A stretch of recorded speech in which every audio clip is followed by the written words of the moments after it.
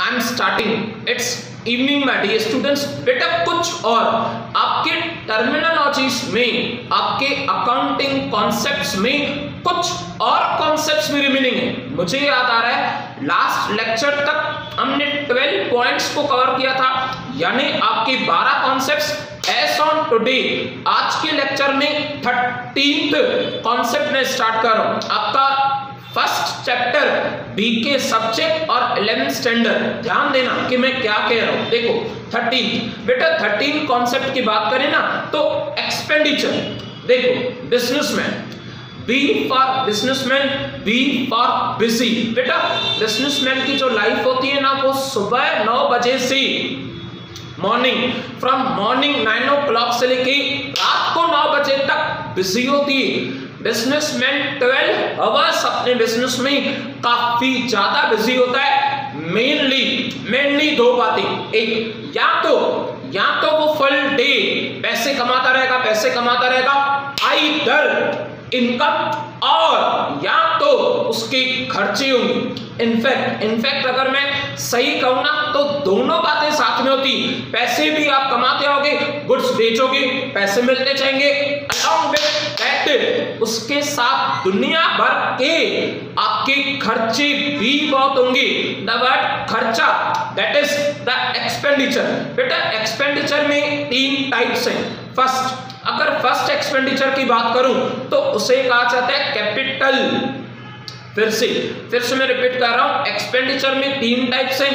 First type है capital expenditure, second type revenue expenditure, और third type deferred.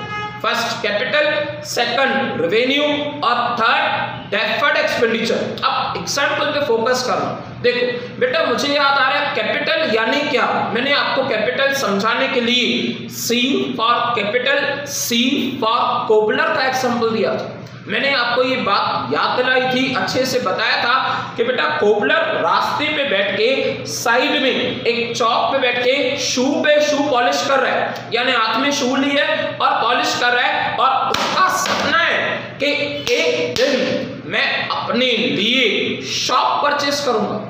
यानी मुझे बताओ, अमाउंट याद करो, अगर एक कोबलर शॉप परचेस करेगा तो शॉप कितने में बेटा, मिनिमम 50 लाख रुपए का, 50 लाख रुपया, that is the capital expenditure. ऐसा कोई भी खर्चा जो आपके बिजनेस में असेट क्रिएट करे, शॉप क्या है वो असेट है, ऐसा कोई भी खर्चा जो आपके बिजनेस की वैल्यू को और बढ़ाए, that is called as capital expenditure. जैसे तो शॉप परचेस करना, तो शॉप रोज तो परचेस नहीं करेगा, 10 सालों के लिए, 15 साल के लिए, 20 साल के लिए, यानी आपके पैसे लॉन्ग टर्म के लिए यूज किए जा रहे, उसे कहा जाता है कैपिटल एक्सपेंडिचर। खास करके कैपिटल एक्सपेंडिचर खास करके असेट्स परचेस करने में जो खर्चा होता है उसे कहा जाता है कैपिटल एक्सपेंडिचर। एग्जांपल आप शॉप परचेस कर रहे हो, purchase of land, purchase of building, purchase of machineries, purchase of computers, purchase of laptop, purchase of furniture. अच्छा शॉप परचेस करके क्या करोगे, उसमें फर्नीचर होनी चाहिए। आपका फर्नीचर भी आपकी असेट है, और जो खर्चा आप असेट्स को परचेस करने के लिए कर रहे हो, जो खर्चा आपको 10 साल, 15 साल, 20 साल तक बेनिफिट देगा, उस एक्सपेंडिचर को आप कहोगे कैपिटल एक्सपेंडिचर। देखो मैं रीड कर रहा हूं कि कैपिटल एक्सपेंडिचर यानी क्या। देखो this expenditure is incurred, खर्च किया जाता है तो acquire the fixed asset, building purchase करना, जमीनें खरीदना, लैंड परचेस करना, शॉप परचेस करना, मशीनें परचेस करना। बेटा ये रोज की बात नहीं। एक सपना आया और बिल्डिंग खरीदी, एक सपना आया और जमीनें खरीदी, एक सपना आया और बहुत सारी मशीनें खरीदी। तो मैं फैक्ट बताऊं, वो सपना भी 25 सालों में एक बार ही आएगा, वो सपना भी 20 सालों में एक बार ही आएगा। 50 लाख का दुकान आपको खरीदना है, 50 लाख का शॉप खरीदना है, रोज तो 50 लाख नहीं खर्च करोगे। तो एक्सपेंडिचर आप लाइफ टाइम में या 10 सालों में या 20 सालों में जो बहुत लंबे समय तक आपको बेनिफिट दे, उस खर्चे को, उस एक्सपेंडिचर को आप कहोगे capital expenditure. This expenditure is incurred to acquire the fixed asset or to increase the value of fixed asset। या तो भली आप फिक्स्ड असेट परचेस कर रहे हो या तो फिक्स्ड असेट के पीछे कोई खर्चा कर रहे हो, वो भी कैपिटल एक्सपेंडिचर ही होगा। आगे, it gives the benefit for the long period of time and it is non recurring in nature. क्या बेटा? नॉन रिकरिंग, फिर बार बार नहीं होगा, उसे कहा जाएगा non recurring in nature. Example दिया गया है capital expenditure like purchase of machinery, purchase of building, purchase of computer, purchase of motor when, purchase of furniture, purchase of laptop and many other things. यानी आपकी business की कोई भी asset purchase कर रहे हो और वो असेट जो आपको बहुत लाइफ टाइम या लॉन्ग टाइम तक बेनिफिट देगी, उसे कहा जाएगा कैपिटल एक्सपेंडिचर। सेकंड, एक्सपेंडिचर के टाइप्स में सेकंड बेटा उसका नेम है revenue. R for revenue, R for रोज रोज। क्या बेटा? R for revenue expenditure, R for रोज रोज। मुझे ये बताओ, आपके शॉप पे एक वर्कर काम कर रहा है और वो वर्कर हफ्ते में, वीक में आपसे एक बार पैसे ले रहा है। यानी मुझे ये बताओ, सिंपल सी बात बेटा, हफ्ते में जो एक बार पैसे लेगा, महीने में, पूरे मंथ में कितनी बार लेगा? सर एक महीने में 4 वीक्स होती, वर्कर 4 बार पैसे लेगा। एग्जैक्टली 2000 पूरे मंथ में 8000 वर्कर के पीछे जो पगार दी जा रही, दैट इज वेजेस। वर्कर को वेजेस दी जाती है, W for worker, W for wages. Wages का खर्चा रोज रोज का है। यस। सेकंड, आपके बिजनेस में बेटा, आपके बिजनेस में अकाउंट संभालने के लिए आपके पास एक स्टाफ है। S for staff, S for salary, और वो स्टाफ पूरे मंथ में 10,000 रुपए लेता है। मुझे बताओ, साल में आप उस स्टाफ को कितनी बार सैलरी दोगे? सर महीने में एक बार, यानी साल में 12 बार। वर्कर की वेजेस रोज रोज, स्टाफ की सैलरी रोज रोज। ऐसे खर्चों को कहा जाता है रेवेन्यू। रोज रोज के खर्चे, रोजमर्रा के खर्चे। आप पूरे दिन में 3 बार चाय मंगा रहे हो तो रोज का खर्चा। आप पूरे दिन में नाश्ता मंगा रहे हो, चाय मंगा रहे हो, लाइट का खर्चा, ट्रेवलिंग का खर्चा, सैलरी का खर्चा, वेजेस का खर्चा, टेलीफोन का हर मंथ का खर्चा, प्रिंटिंग एंड स्टेशनरी का हर मंथ का खर्चा। ऐसे खर्चे जो रोज रोज किए जाए, चाहे वो 30 आउट ऑफ 30 डेज हो, चाहे मंथ में 1 टाइम हो, चाहे 2-3 महीनों में एक बार हो, ऐसे खर्चों को R for revenue, R for रोजमर्रा के खर्चे कहा जाता है। सैलरीज हर मंथ, वेजेस हर हफ्ते, लाइट के बिल हर मंथ, टेलीफोन के बिल हर मंथ, यानी ऐसे सारे खर्चे रेवेन्यू एक्सपेंडिचर में आएंगे। स्टेशनरी हर मंथ, ट्रैवलिंग एक्सपेंसेस का खर्चा हर मंथ का, sundry expenses, the word sundry, चाय पानी का खर्चा हर मंथ का। तो ऐसे खर्चे रेवेन्यू में काउंट होंगे। देखो रीड करो मैं revenue expenditure. Second, salaries paid, ये आपका खर्चा है। इलेक्ट्रिसिटी, सॉरी रेवेन्यू एक्सपेंडिचर, पहले मैं मीनिंग रीड करूं। Revenue expenditure means expenditure from which no future benefit is expected. Worker को आप वेजेस दोगे, स्टाफ को आप सैलरी दोगे, इससे आपका फायदा क्या होगा? सर वर्कर काम करेगा, आपका फायदा क्या होगा? कुछ भी नहीं। आपने प्रॉपर्टी परचेज की, आपकी वैल्यू बढ़ जाएगी, बिजनेस की वैल्यू बढ़ेगी। रोजमर्रा के खर्चे करने से फायदा नहीं होगा, बस आपका बिजनेस रनिंग होगा। रनिंग यानी ये कहूं रनिंग कराने के लिए जो खर्चा, रेवेन्यू एक्सपेंडिचर, यस लिखा हुआ है, no future benefit is expected. Simple words, simple.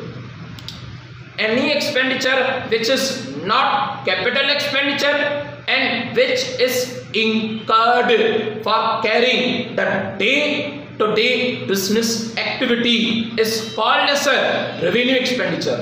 यानी अगर आप कार परचेस कर रहे हो तो कार का खर्चा capital expenditure, C for car, C for capital expenditure.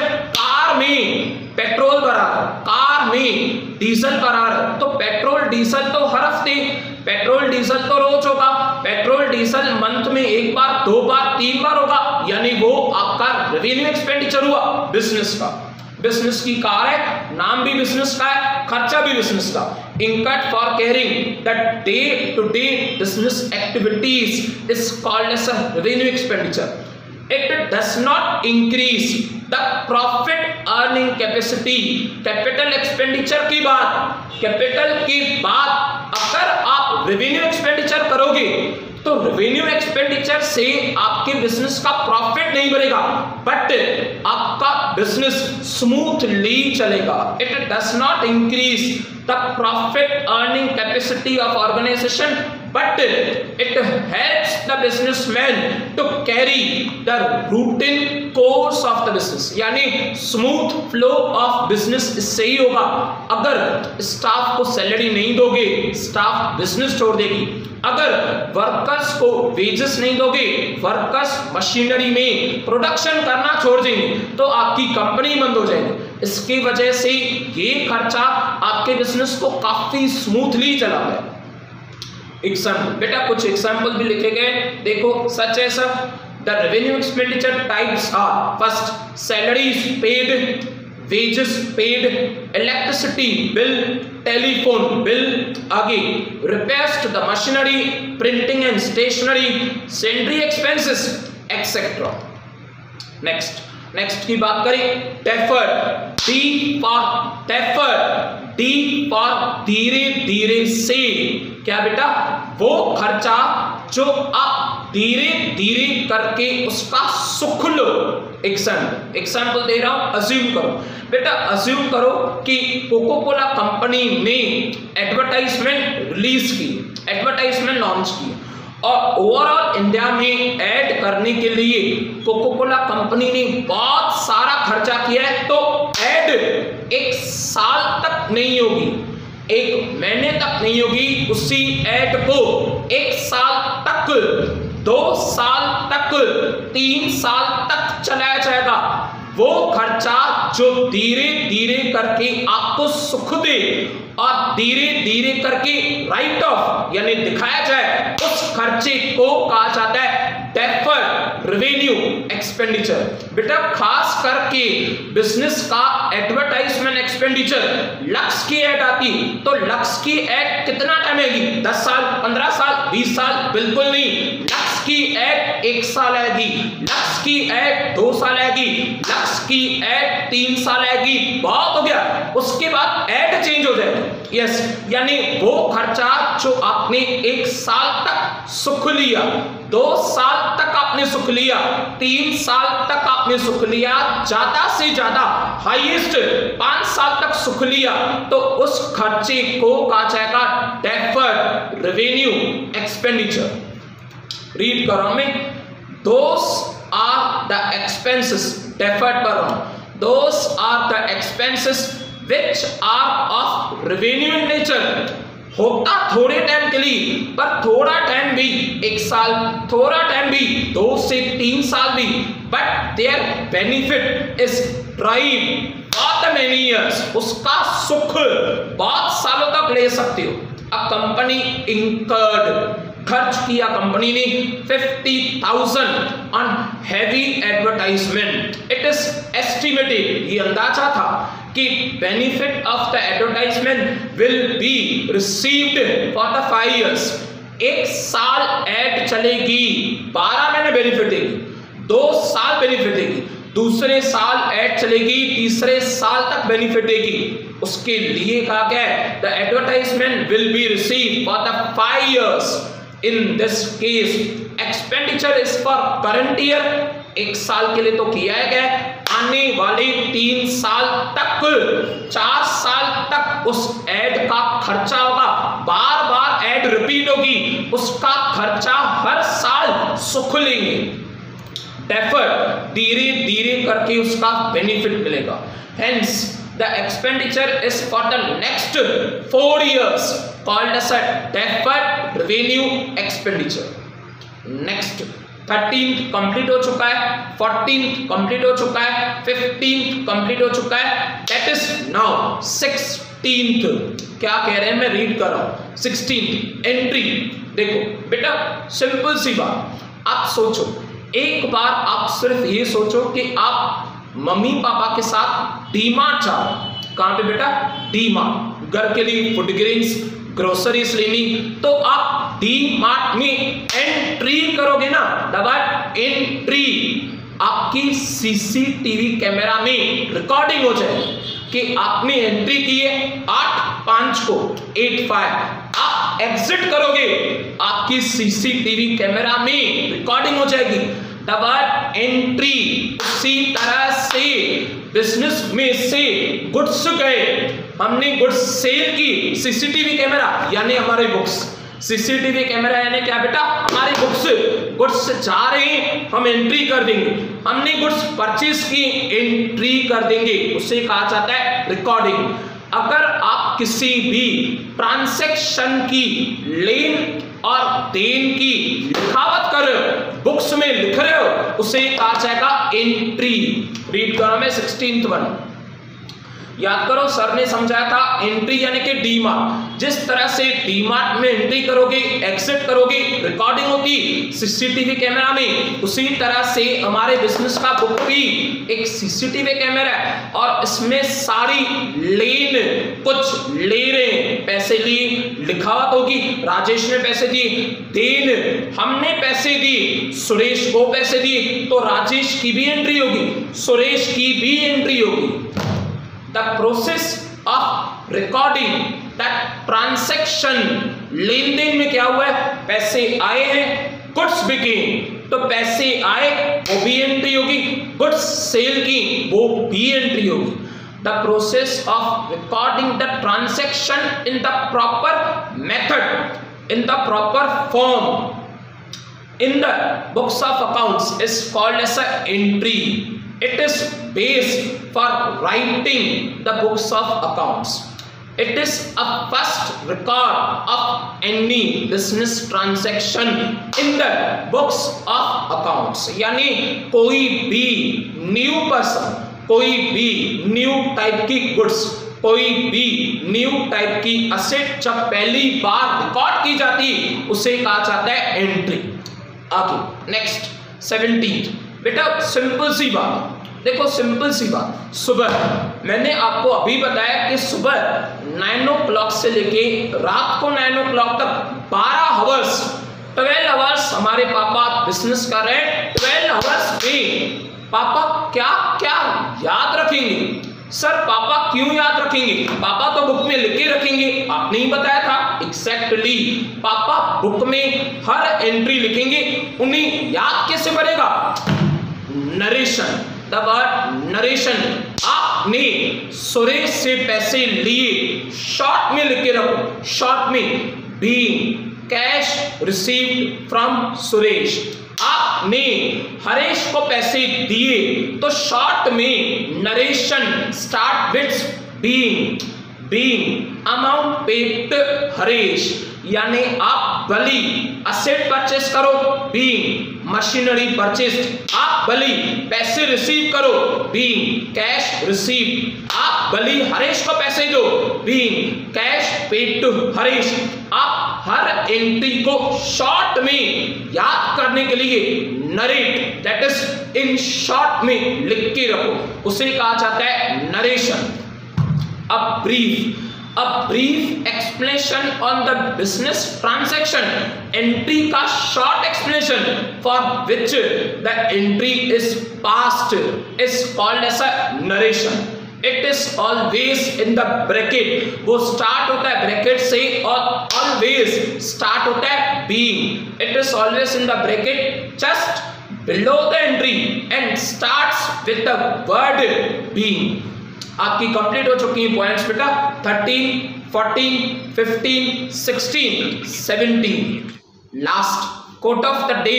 बेटा कोट ऑफ द डे के बाद हमारा लेक्चर सक्सेसफुली कंप्लीट हो जाएगा. देखिए, small steps daily, small steps daily lead to the massive results. आपका डेली का लेक्चर देखा हुआ, डेली की रिटर्न प्रैक्टिस की छोटे से छोटा कदम, small steps daily lead to the massive results. Huge results देंगे आपको डाउन द रोड. डेली का लेक्चर, डेली की मेहनत, डेली की रिटर्न प्रैक्टिस, डेली का हार्ड वर्क आपको एक दिन आपके फाइनल सेमेस्टर की बेस्ट रिजल्ट प्रोवाइड करेगा. देखो ना बेटा, प्रूफ है. बचपन में जब हम स्टूडेंट्स थे, नो डाउट आप तो आज भी स्टूडेंट हो, मैं भी एक स्टूडेंट हो. बच्चों के साथ रह के स्टूडेंट्स को परा के वो एक्सपीरियंस ऑलवेज साथ में रहता है कि हम भी स्टूडेंट थे, एज ऑन टुडे आज भी फील कर रहे हैं. बेटा बचपन में हमें थर्स्टी क्रो की स्टोरी सिखाई गई थी. उस पॉट में पानी बहुत कम था, प्यास ज्यादा थी. पानी कम था, प्यास ज्यादा थी, बट स्मॉल स्टेप्स डेली उस क्रो ने अपनी बीक से एक एक स्टोन का पीस, एक एक स्टोन का पीस करते करते पॉट में पानी ऊपर तक आया और उसकी थर्स्ट फिनिश हो गई, उसकी थर्स्ट बुझ गई. आपके डेली की स्टेप्स आपके सक्सेस के तरफ, आपके डेली की स्टेप्स आपके फ्यूचर के तरफ, आपकी डेली की छोटी स्टेप्स, आपका लेक्चर, आपका लिखा हुआ एक दो क्वेश्चन आपको आगे मंजिल तक पहुंचाएगा. It leads to the massive results, यानी huge results. That's sufficient for today. Will again continue tomorrow. Bye, take care, have a nice day.